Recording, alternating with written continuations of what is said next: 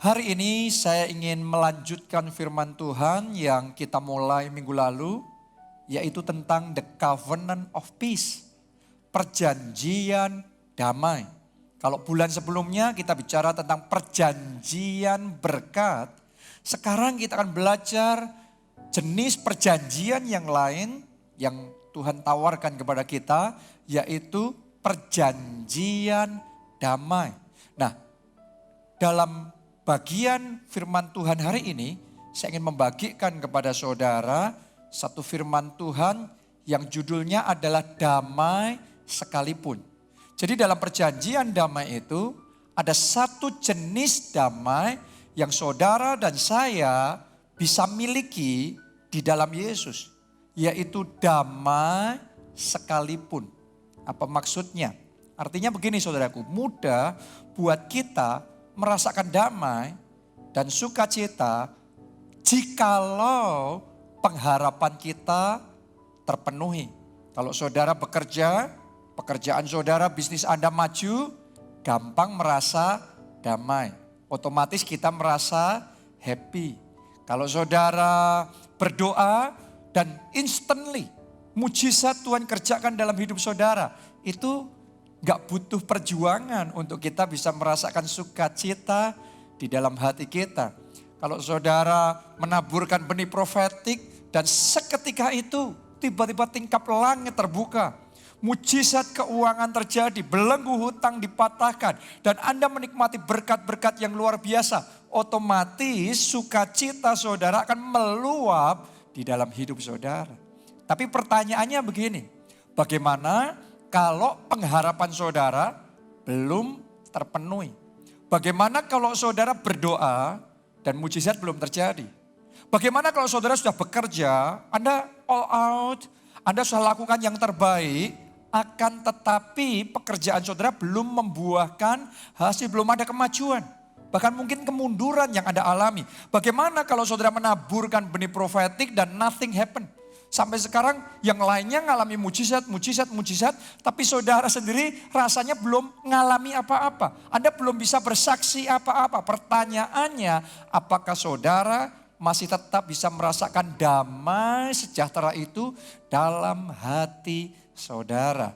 Jadi ini yang saya mau doa buat kita semua hari ini, bukan damai jikalau, tapi damai sekalipun.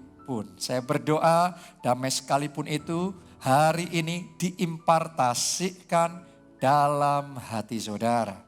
Mari kita baca di dalam Habakuk 3 ayatnya yang ke-17 sampai 18. Ditulis begini, sekalipun pohon ara tidak berbunga, pohon anggur tidak berbuah, hasil pohon zaitun mengecewakan. Sekalipun ladang-ladang tidak menghasilkan bahan makanan, kambing domba terhalau dari kurungan, dan tidak ada lembu sapi dalam kandang. Ayat 18, namun aku akan bersorak-sorak di dalam Tuhan, beria-ria di dalam Allah yang menyelamatkan aku. Jadi kalau Anda baca dalam ayat ini, Anda akan menemukan Habakuk itu mempunyai jenis damai yang saya sebut tadi sebagai damai sekalipun. Karena dia ngomong, sekalipun pohon ara tidak berbunga, pohon anggur tidak berbuah, pohon zaitun hasilnya mengecewakan. Jadi banyak sekalipun. Artinya pengharapannya ini, tapi yang terjadi kebalikannya. Artinya doanya ini, tapi nothing happen. Sekalipun semua yang negatif itu terjadi, hebatnya begini. Habakuk tetap bersorak-sorak. Dia tetap beria-ria di dalam Tuhan. Sebagian orang bersorak-sorak hanya kalau pengharapannya tercapai, doanya dijawab, mujizat terjadi. Tapi Habakuk ini masih terdengar sorak-sorainya. Habakuk ini masih terdengar puji-pujiannya, sukacitanya ketika semua yang negatif Itu yang terjadi ketika pengharapannya tidak tergenapi. Jadi dengan kata lain, Habakuk punya satu jenis damai yang saya sebut dengan damai sekalipun. Dan saya mau ngomong begini sama saudara, damai yang satu ini produk dari surga sendiri. Jadi buat saya ini produk yang superior, beda sama damai yang ada di dunia. Kalau damai yang ada di dunia itu damai jikalau pandemi selesai, maka kita bisa damai. Jikalau ada berkat keuangan, maka bisa damai. Jikalau keluarga semuanya lancar dan baik-baik, maka bisa damai. Itu biasa, itu damai yang semua orang juga bisa punya. Tapi damai yang Tuhan mau berikan kepada kita adalah damai yang spesial. Ini damai surgawi. Ini damai sekalipun. Doa saya mulai hari ini Anda punya seperti yang dimiliki Habakuk, yaitu damai sekalipun Tuhan berikan di dalam hati saudara. Sekalipun mengalami kerugian besar. Sekalipun masa pandemi terjadi lebih panjang dari yang Anda harapkan. Sekalipun secara manusia kayaknya tidak ada alasan untuk saudara tetap bersuka cita. Namun demikian seperti Habakuk, saudara tetap bisa mengucap syukur. Kita tetap bisa bersorak-sorai dan beria-ria memuji-muji Tuhan. Keselamatan kita dan pembela yang ajaib dalam hidup kita. Doa saya di dalam nama Yesus, terima itu damai sekalipun bertahta dalam hati saudara. Nah buat saya saudaraku, Pak Obaja, gembala senior kita, bapak rohani kita, adalah teladan yang luar biasa. Orang yang sudah berhasil mengembangkan damai sekalipun di dalam hatinya. Sebagai anak, saya jadi saksinya. Bagaimana Pak Obaja ini bisa menguasai hati sedemikian rupa, memanage hati, menjaga hati sedemikian rupa sehingga nggak peduli situasi kondisi apapun, dia bisa tetap damai. Gak ada masalah, damai. Ada masalah, tetap damai. Masalah besar, tetap damai. Oke, jadi dalam kondisi apapun, Pak Obaja ini tetap damai. Mau makan enak, dia damai. Makanannya gak enak, dia tetap makan juga, dia tetap damai. Tidurnya tetap nyenyak. Itu adalah damai sekalipun. Saya mau cerita sama saudara, sebelum pandemi ini, Pak Obaja itu selalu sering sekali traveling. Anda mungkin tahu bahwa setahun bisa sekali, bisa 2 kali, Pak Obaja pergi ke Holy Land, ke Israel. Ya memimpin tur, dan kalau sudah memimpin tur seperti itu, ya itu bisa 2 minggu, tiap hari dari pagi subuh sampai malam jadwalnya padat sekali. Dan Pak Obaja harus khotbah, harus memimpin rombongan, harus memastikan banyak hal yang mana perjalanan seperti itu sangat melelahkan. Sebagian peserta kalau sudah pulang maka capek sekali, maunya tidur, maunya istirahat, maunya pijat. Tapi yang luar biasa begini, dalam traveling seperti itu saudaraku, kalau Pak Obaja pulang, dia nggak butuh tidur dulu, istirahat dulu, pulang langsung mendarat, langsung naik mimbar, terus kemudian khotbah hari Sabtunya. Terus kemudian Minggu khotbah 5 kali. Masih ada pertemuan, masih ada acara ini, acara itu, masih ada konseling, masih ada doain jemaat dan lain sebagainya. Jadi dia kayak punya energi yang nggak habis-habisnya. Ya saya pikir pada waktu itu saya tanya sama Pak Obaja, Pak apa enggak capek? Pak Obaja ngomong, enggak, Papa enggak capek. Karena buat Papa itu traveling itu kayak liburan. Ya jadi refreshing. Karena sudah refreshing maka pulang sudah fresh.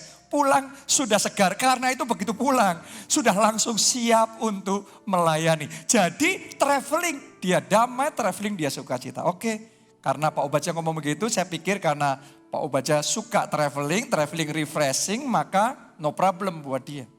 Nah sekarang sejak 2020 kemarin datanglah masa pandemi di mana lockdown terjadi dan sejak dari waktu itu Maret 2020 sampai sekarang ini Pak Obaja nggak pernah traveling sama sekali. Setiap hari hanya di rumah, pagi, siang, sore, malam. Itu tiap hari kayak gitu.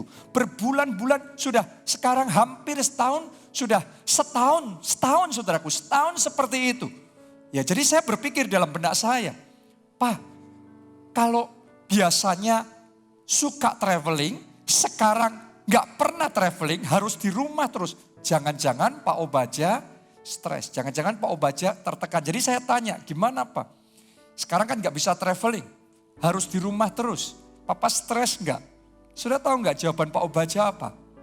Pak Obaja ngomong begini, enggak tuh, Papa nggak stres, Papa nggak tertekan, Papa enjoy. Di rumah tiap hari dalam hadirat Tuhan, dekat sama Tuhan, doa sama Tuhan. Papa sama sekali nggak kepengen pergi keluar. Ya, dan di dalam hadirat Tuhan itu indah, dalam hadirat Tuhan itu damai, dalam hadirat Tuhan itu sukacita. Waktu saya dengar Pak Obaja ngomong gitu, saya kaget juga saudaraku. Terus saya berpikir, jadi ternyata bukan travelingnya atau enggak travelingnya, bukan bepergiannya atau di rumahnya yang membuat Pak Obaja itu damai dan sukacita. Tapi Pak Obaja sudah berhasil mengembangkan yang namanya damai sekalipun. Mau traveling tetap happy. Di rumah tetap happy. Makan enak happy. Makan gak enak tetap happy. Punya masalah happy. Gak ada masalah tetap happy. Jadi apapun terjadi semuanya baik, semuanya indah, semuanya menyenangkan. Damai sejahtera Tuhan memenuhi hatinya. Doa saya damai seperti itu juga memenuhi hidup saudara. Sebagian orang yang belum belajar punya damai yang seperti itu, justru kebalikan dari Pak Obaja.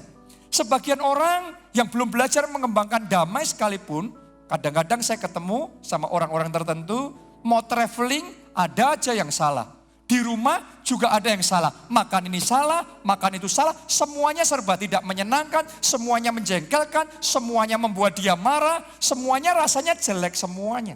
Saudaraku, hari ini saya berdoa engkau buka hatimu lebar-lebar dan saat ini di dalam nama Tuhan Yesus terima damai sekalipun sehingga apapun yang terjadi dalam hidup saudara, situasi kondisi seperti apapun hatimu tetap damai, semuanya serba baik, serba indah, serba luar biasa karena bersama Tuhan kita semuanya ajaib. Amin. Jadi miliki itu, damai sekalipun. Dan satu yang saya mau ngomong sama saudara, miliki damai sekalipun masih menanti mujizat. Kenapa saya ngomong begitu? Karena penyebab sebagian orang tidak bisa memiliki damai dalam hatinya, karena kita hanya memperhatikan momen mujizatnya. Tapi kita kurang mengerti adanya masa persiapan. Tentunya indah saudaraku ketika momen mujizat itu terjadi. Coba Anda renungkan betapa enggak indah. Gimana enggak indah? Yusuf pagi bangun masih budak. Sorenya sudah jadi perdana menteri atas seluruh Mesir. Itu momen mujizat yang very sweet. Ya sangat manis, sangat indah sekali. Bagaimana tidak mencengangkan ketika Daud yang tadinya kehilangan segalanya.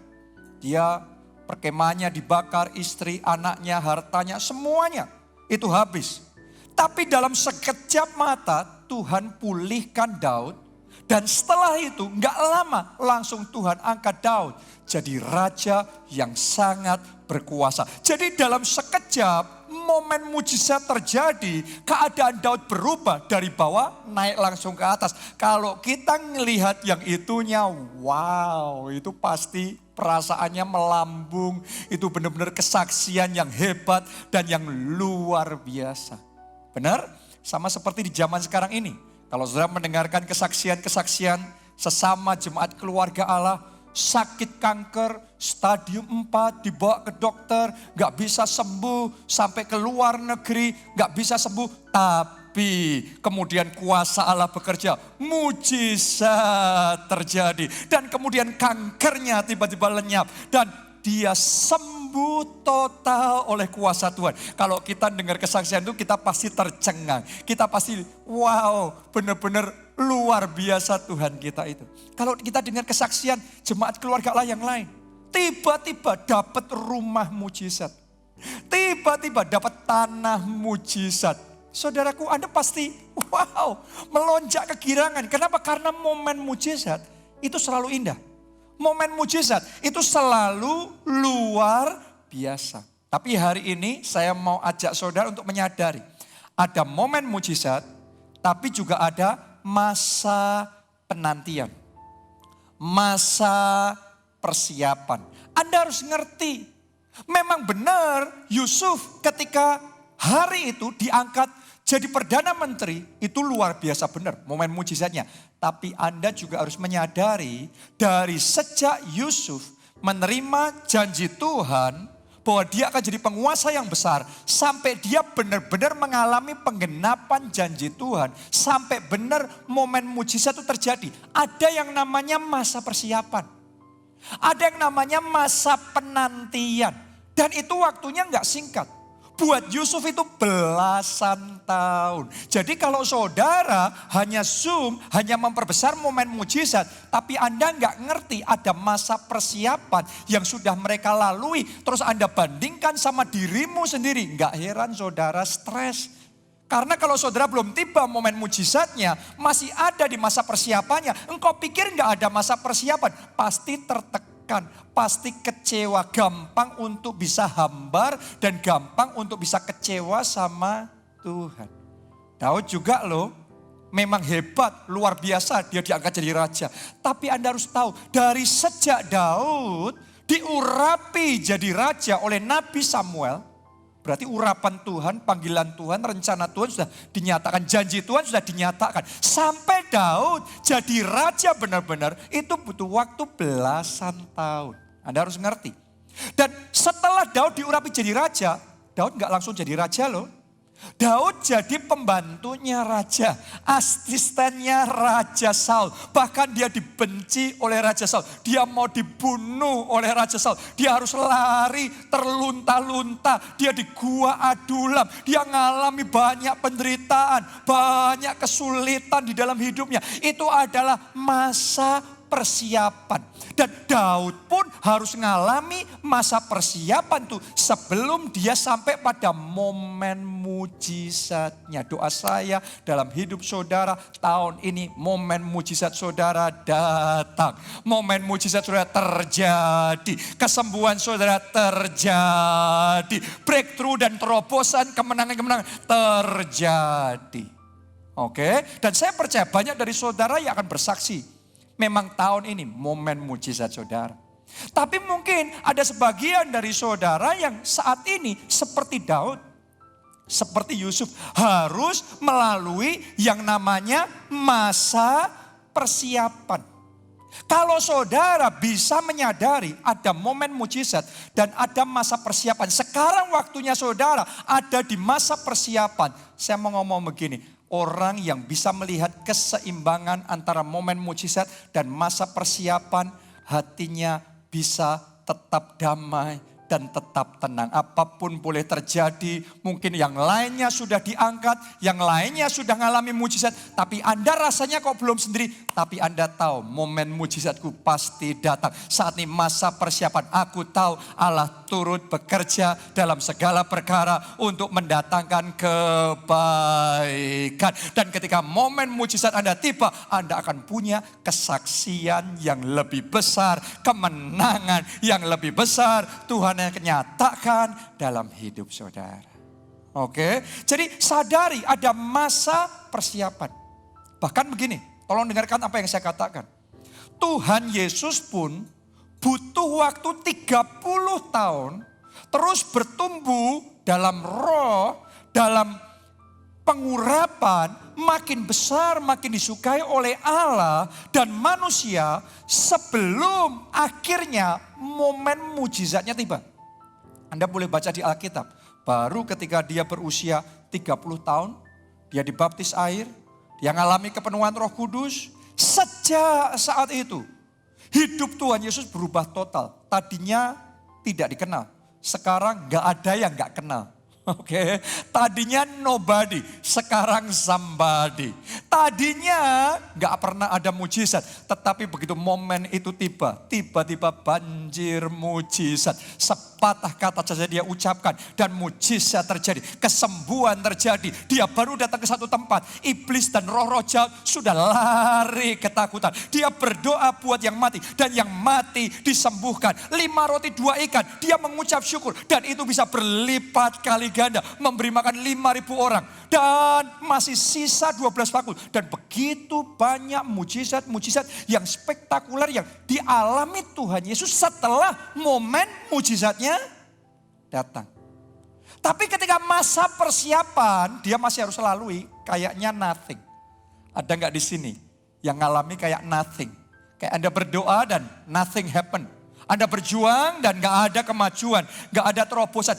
Tuhan Yesus pun butuh 30 tahun. Sebagian orang sayangnya baru bekerja, membangun usaha, sekali 2 kali gagal sudah kecewa. Baru ngelamar pekerjaan, ditolak beberapa kali sudah mogok. Baru saudaraku ditolak cintanya sama beberapa orang ya, sudah langsung merasa hidupnya tidak ada artinya. Suami istri berapa banyak yang sudah baru beberapa tahun menikah dan kemudian masih belum ada kecocokan, sudah cepat-cepat untuk menyerah dalam pernikahan. Hari ini saya mau ngomong sama saudara, sadari ada yang namanya momen mujizat, tapi juga ada yang namanya masa persiapan. Kalau saudara masih ada di masa persiapan ini, saya ajak saudara belajar sabar. Waktumu akan tiba, momen mujizatmu pasti tiba. Tapi selama saudara ada di masa persiapan, tetap sabar. Karena kalau saudara mengikuti waktunya Tuhan, Tuhan akan membuat segala sesuatu indah pada waktunya. Indah dalam hidupmu, indah dalam keluargamu, indah untuk masa depan saudara. Amin. Kalau Anda nggak sabar, semuanya akan serba dilema. Saya perhatikan zaman di mana kita ada sekarang ini, banyak orang ngalami dilema. Pemerintah juga dilema. Kalau mementingkan kesehatan, ekonomi, masyarakat bisa remuk. Kalau mementingkan ekonomi, banyak korban yang akan berjatuhan. Ini dilema, ini nggak mudah. Pengusaha juga sama. Pengusaha mau berbisnis, tapi takut. Ya, tapi kalau nggak kerja, nggak bisnis, mau makan apa? Benar apa tidak? Karyawan juga sama, banyak yang saat ini mau berjuang, mau kerja. Tapi malah PHK banyak terjadi. Ya padahal sudah terlanjur ambil KPR.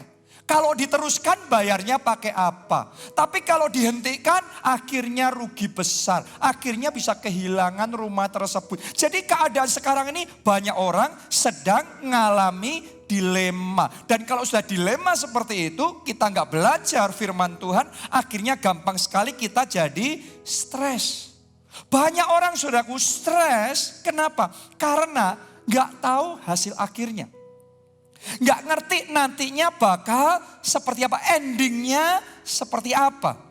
Tapi hari ini saya mau ngomong sama saudara, sadari sekalipun Anda harus melewati masa penantian ini, Allah turut bekerja untuk mendatangkan kebaikan.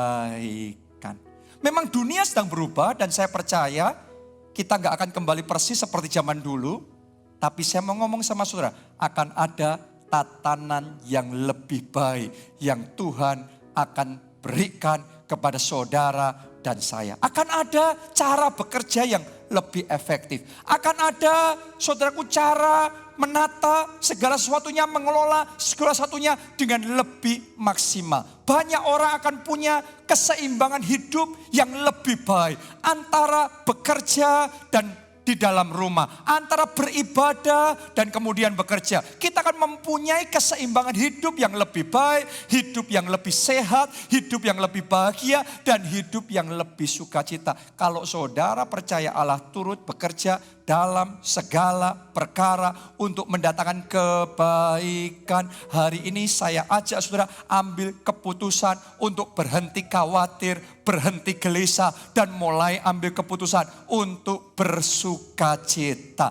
Untuk tetap tetap damai. Dan damainya bukan bersyarat, bukan jikalau. Damai sekalipun. Apapun boleh terjadi, tapi hatimu damai, hatimu tenang, hatimu tetap kokoh. Anda percaya Tuhan bersama dengan saudara. Amin. Dan kunci damai sekalipun adalah tinggal tenang dan percaya. Kita baca di dalam Yesaya 30 ayatnya yang ke-15 sampai ayat yang ke-16. Saya bacakan buat saudara. Sebab beginilah firman Tuhan Allah yang Maha Kudus, Allah Israel. Dengan bertobat dan tinggal diam, kamu akan diselamatkan. Tolong dengarkan. Dalam tinggal tenang dan percaya terletak kekuatanmu. Oke, itu firman Tuhan. Jadi hari ini saya ajak saudara belajar tinggal tenang dan percaya. Sama-sama melalui masa pandemi, ngapain tiap hari saudara gelisah? Ngapain harus selalu stres dan ketakutan terus? Sudah setahun kita lalui ini. Ngapain setahun dalam ketakutan? Kalau ini terus terjadi beberapa waktu ke depan. Ngapain beberapa waktu ke depan terus galau dan gelisah? Mulai hari ini ambil keputusan. Tinggal tenang dan percaya. Sejak awal tahun Tuhan sudah ngasih pesan profetik sama kita. Naik loteng atas. Oke. Jadi artinya suruh banyak mendekat sama Tuhan. Banyak berdoa. Banyak mendekat sama Tuhan. Karena kalau kita dekat sama Tuhan, kita tenang, kita damai. Jadi apapun boleh terjadi, saya ajak saudara belajar untuk percaya. God is in control. Allah pegang kendali. Mungkin engkau merasa situasi-situasi yang terjadi dalam hidupmu di luar kendali. Pekerjaan saudara di luar kendali. Keuangan saudara di luar kendali. Tapi saya mau ngomong sama saudara, walaupun di luar kendali kita, tapi tetap di dalam kendali Tuhan. Dan Tuhanmu tidak meninggalkan engkau. Karena itu jangan gelisah, jangan khawatir. Tetap tinggal tenang dan percaya. Anda harus tahu bahwa ketakutan, kekhawatiran itu akan membuat roh kita kering. Hari ini saya mau ngomong sama saudara. Boleh saja situasi kondisi di sekeliling kita kering. Tapi jangan biarkan rohmu yang kering. Di saat situasi kondisi kering, Anda harus pastikan iman saudara, roh saudara tetap fresh, tetap segar, tetap kokoh. Melalui pandemi, melalui resesi, melalui krisis, melalui masalah, melalui badai persoalan, tetap segar. Dan Anda bisa tetap segar kalau Anda dapat kekuatan yang baru. Anda dapat kekuatan baru ketika engkau tinggal tenang dan percaya. Makanya pikiran kita harus dijaga. Dengan apa? Firman Tuhan. Kalau Anda gak jaga dengan firman Tuhan, pikiran kita ini bisa ngelantur. Setiap hari mikirnya yang negatif-negatif. Pikirannya, imajinasinya, bayangannya yang otomatis kita pikirkan yang serba negatif, serba menakutkan. Gak heran kita jadi gelisah, semakin takut, semakin khawatir. Hari ini saya berdoa, semua pikiran-pikiran yang negatif, yang mengeringkan roh itu dilenyapkan dari benak saudara. Saya berdoa mulai hari ini Anda banyak-banyak membaca dan merenungkan firman Tuhan siang dan malam. Sehingga yang mendominasi diri kita adalah firman Kristus. Dan iman timbul dari pendengaran. Pendengaran akan firman Kristus. Kalau Anda dipenuhi dengan firman Allah, roh saudara akan disegarkan kembali. Hati saudara akan dikuatkan kembali. Jadi hari ini saya ajak saudara aktifkan damaimu sekarang. Jangan nunggu nanti setelah pandemi selesai. Nanti setelah masa sulit ini berlalu, baru bisa damai, baru bisa sukacita. No. Sementara kita melalui semuanya itu di dalam Tuhan tetap damai, tetap tenang, tetap sukacita. Roh kita segar di dalam Tuhan. Belajar dari Daud, saudaraku. Daud itu banyak mengalami masalah bertubi-tubi dalam hidupnya. Dan sempat dia down. Mungkin Anda saat ini juga mengalami down. Tapi waktu Daud down, dia kuatkan hatinya sama Tuhan. Saya bacakan Mazmur 42 ayatnya yang ke-12. Daud ngomong begini, waktu dia lagi ngerasa khawatir, takut, tertekan. Ini yang Daud katakan. Mengapa engkau tertekan, hai jiwaku? Mengapa engkau gelisah di dalam diriku? Berharaplah kepada Allah, sebab aku bersyukur lagi kepadanya, penolongku dan Allahku. Jadi dengan kata lain, Daud tidak mau berlama-lama dalam kesedihan, dalam kegelisahan, dalam tekanan. Dia kuatkan hatinya, dia bangkitkan imannya, dia minta sama Tuhan untuk menyegarkan rohnya kembali. Hari ini saya berdoa roh saudara enggak tetap kering, hati saudara enggak tetap lesu. Mulai hari ini kekuatan baru mengalir, damai sejahtera Tuhan mengalir dari dalam hati saudara. Mulai hari ini hati yang lesu dibangkitkan, roh yang kering disegarkan kembali in the name of Jesus. Amin. Haleluya. Mungkin saudara ngomong, Pak, tapi saya sangat terbatas, situasi saya sangat terbatas. Saya enggak punya kekuatan lagi, saya enggak punya banyak uang. Saya mau ngomong sama saudara, engkau boleh enggak punya banyak uang sekarang, tapi pastikan engkau punya banyak iman. Pastikan engkau punya banyak doa. Pastikan engkau punya banyak pengharapan. Pastikan engkau punya banyak damai. Pastikan engkau banyak sukacita. Pastikan engkau punya banyak ucapan syukur. Karena semuanya itu yang akan menarik kuasa Allah bekerja. Kalau kuasa Allah bekerja, maka keadaan akan berubah. Jadi taruh harapan saudara sama Tuhan. Taruh pengharapan saudara sama Tuhan dan lihat bagaimana Allah akan bertindak dalam hidup saudara.